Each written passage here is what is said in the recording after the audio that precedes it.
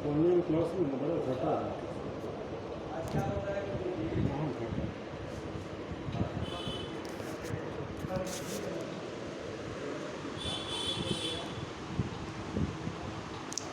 Good morning class 8। आज आप लोग का चैप्टर 12 है। इसमें श्लोक है जिसका मैं अर्थ बता रहा हूँ।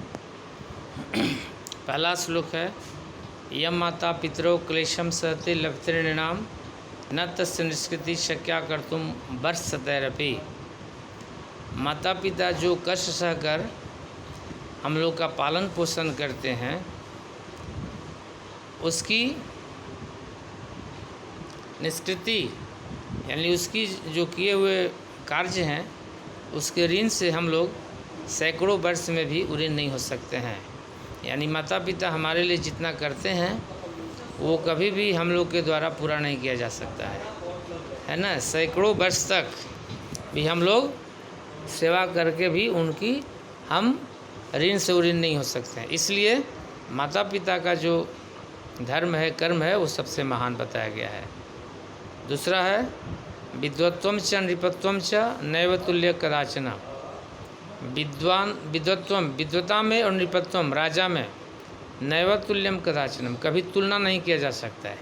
विद्वान और राजा में कभी तुलना नहीं किया जा सकता है, क्योंकि स्वदेशे पूज्यते राजा विद्वान सर्वत्र पूज्यते। राजा की पूजा अपने देश में ही होती है, जबकि विद्वान लोग पूरे विश्व में यानी सभी जगह पूजे जाते हैं।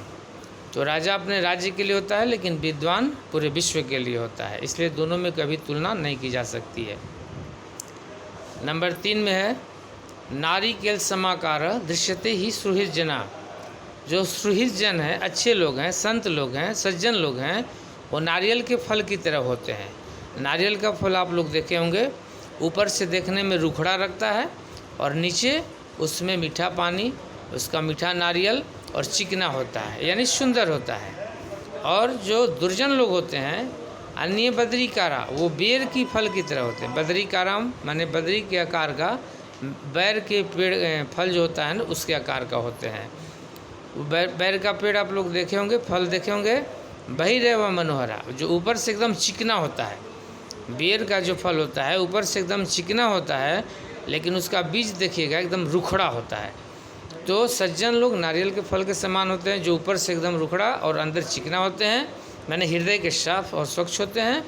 और जो दुर्जन लोग होते हैं वो बेर की फल की तरह होते हैं, जो ऊपर से तो चिकना दिखाई देते हैं, लेकिन अंदर में वो कुलसित विचार वाले होते हैं। नंबर 4 में, भूमि गर्यसी माता, माता भूमि से महान है। भूमि से महान माता को बताया गया है।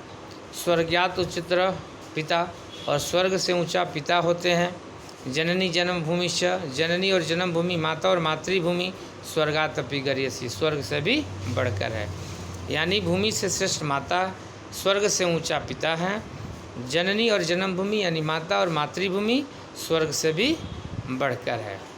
नंबर 5 में है, यस्य अस्ति वित्तम स नरः कुलीना। यस्य जोड़ अस्ति, यस्य माने जिसके पास, अस्ति माने है, वित्तम माने धन, स नरः वह आदमी कुलीन माना जाता है। जिसके पास धन है वह कुलीन माना जाता है। स पंडित, वही विद्वान है। स श्रुतवान, वही सुनने लोग, उसकी बात को लोग सुनते हैं। और गुणज्ञ, वही गुणी भी माना जाता है। यानी जिसके पास धन है वो सब बुराइयां छुप जाती है। वही पंडित हो गया, वही गुणवान हो गया, वही धनवान हो गया, वही बुद्धिमान हो गया। सैव वक्ता, वही वक्ता है। सच दर्शनीय, उसको देखने के लिए लोग आते हैं। सर्वे गुना कांचन आश्रयन्ति, इसलिए कहा गया कि सर्वे गुना, सब गुण, कांचन माने सोना, आश्रयन्ति माने निहित, यानी सभी गुण सोने में निहित है। सोना कितना मूल्यवान लोग मानते हैं, है ना। इसलिए यहाँ धन की मात्रा दिया गया है। जिसके पास धन है उसकी महत्व बहुत बढ़ जाती है। और 6 में है, नमंती फलिनो वृक्षा, फला हुआ वृक्ष झुक जाता है। नमंती गुणिनो जना, उसी तरह गुणवान व्यक्ति भी झुक जाते हैं, उदंड नहीं होते हैं।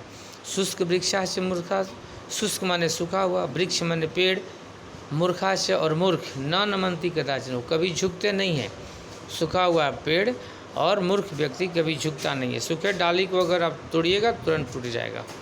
इस तरह से इसमें दिया गया है कि फला हुआ वृक्ष झुक जाता है, उसी प्रकार से गुणवान व्यक्ति भी झुक जाते हैं, यानी विनम्र स्वभाव के होते हैं। जैसे सूखा हुआ पेड़ और मूर्ख लोग कभी झुकते नहीं हैं, वो जटिल और कुटिल स्वभाव के होते हैं। और लास्ट में है विदेशेषु धनम विद्या, विदेश का धन विद्या है। अगर आपके पास विद्या है तो आप कहीं भी बढ़िया से रह सकते हैं। व्यसनेषु धनम मति, और व्यापार का धन मति है। मति माने बुद्धि। परलोके धनम धर्म, और परलोक का धन धर्म है। इस लोक में तो आप जो कर रहे हैं वो सही है, और इसके बाद हम लोग परलोक जाते हैं, वहाँ का धन क्या है? धर्म। यहाँ जितना धर्म करिएगा आपको परलोक में प्राप्त होगा।